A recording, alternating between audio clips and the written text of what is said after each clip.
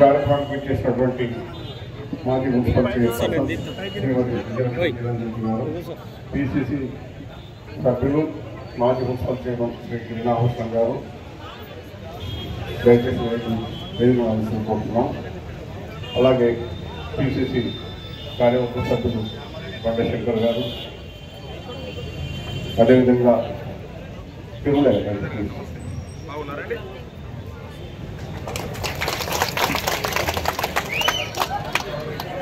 కొంత కాలక్రితమే అనితా మేడం గారు, జిల్లా మైనార్టీ మాజీ వైస్ మన్సూర్ గారు కూడా 2 రోజులు రావచ్చు.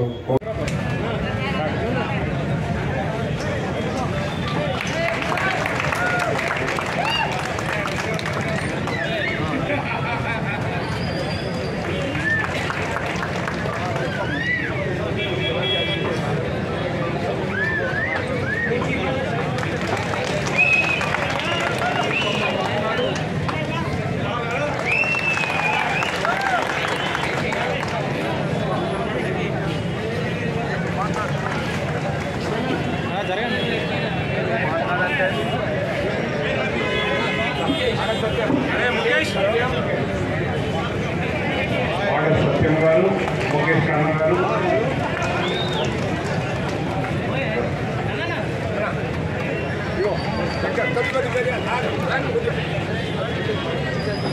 మాజీ కౌన్సిలర్ శ్రీ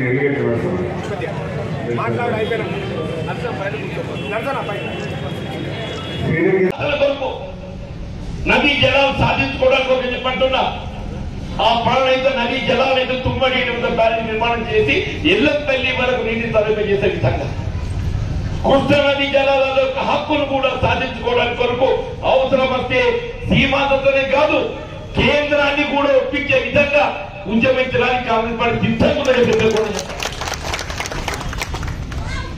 మన పేర్కొనడం జరిగిందో అనంతరం ఒక పర్యాటక ప్రాంతంగా ఇవాళ దాన్ని ప్రాజెక్ట్ చేయాలని ప్రయత్నం చేయలేదు. నిజంగానే ఆ పర్యాటక ప్రాంతంగా కూడా మిగిలినదని చెప్పంటున్నాయి. పర్యాటక ప్రాంతంగా కూడా మిగిలినదని చెప్పంటున్నాను. రాష్ట్రం ఏదైతుందో 1,20,000 కోట్ల అప్పు సరిహద్దు రాసి వచ్చిందని చెప్పంటున్నాను. కృష్ణా నది జలాలలో ఏదైతుందో మన లలితాదేవుడు ఒక పాత నదీ ప్రవాహం ఏదైతుందో భారీ క్యాచ్మెంట్ ఏరియా 2 బాలు మన తెలంగాణలో ఉంటే ఒక పాలు ఏదైతుందో సీమాంధ్రంలోనే క్యాచ్మెంట్ ఏరియాకి అనుగుణంగా నీరు కేటాయింపుంటుంది. అంటే 200 TMC నీళ్లలో మన 2 బాలు వచ్చి ఒక పాలు సీమాంధ్రం పోవాలి. అంటే దాదాపు 500 పైచిలు TMC నీళ్లు మనకు వచ్చి 300 TMC నీరు ఆంధ్ర పోవాల్సింది.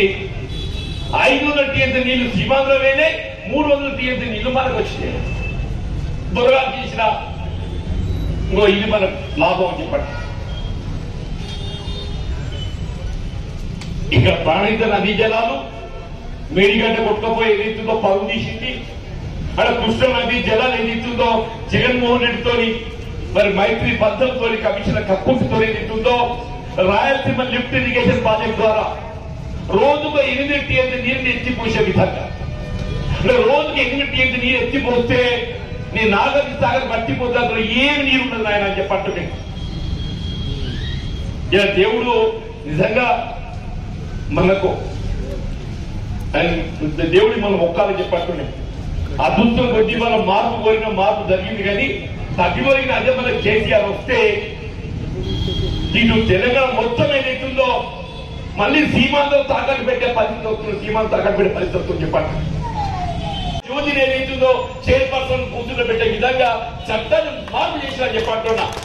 నేను రేవంత్ రెడ్డి ముఖ్యమంత్రి అయినా కానీ చెప్పంటున్నా, నువ్వు నాకేం చేస్తావు వచ్చేవో నాకు తెలియదు, కానీ మా జగిత్యాల మున్సిపాలిటీ 15 వర్గాల మహిళలు కిటప్ చేయబడ్డ స్థానం ఏదైతుందో వాళ్ళతో భర్తీ చేయబడే విధంగా చట్టాన్ని మార్పు చేయమని చెప్పని చేయబట్టి అడిగాను. నేను కోరుతారా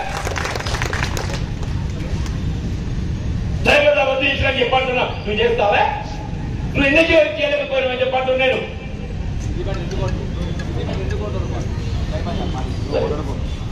ఇంత గొప్ప చెప్పిన సిరిసిల్ల కేటీఆర్ నా మున్సిపాలిటీ ఏం చేసేవాడిని మున్సిపాలిటీగా ఇదే వేదికని ఛాలెంజ్ ఇస్తున్న హరీష్ రావు గారే కానీ కేటీఆర్ గారే కానీ 2014 కంటే పూర్వం జగిత్యాల మున్సిపాలిటీ ఏ విధంగా అభివృద్ధి చెందింది, నీ సిరిసిల్ల ఎక్కడ ఉండే, నీ సిద్దిపేట ఎక్కడ ఉండే.